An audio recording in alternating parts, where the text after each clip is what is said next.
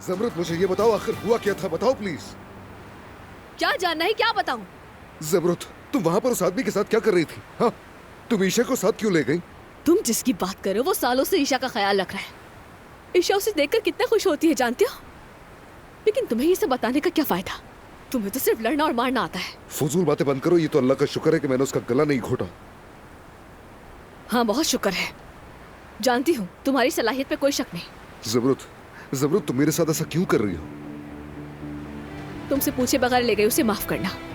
माफी मांगने की जरूरत नहीं, मैं बस जानना चाहता हूँ तुम क्यों ले गई उसे? मैं सिर्फ ईशा के चेहरे पर मुस्कुराहट लाना चाहती थी।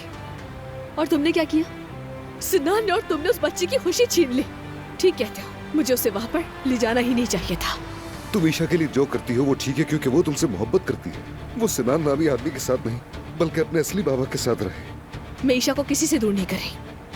और तुम्हें और दानिया को चाहिए कि उस छोटी सी बच्ची के साथ अपना रिश्ता बेहतर करने की कोशिश करो।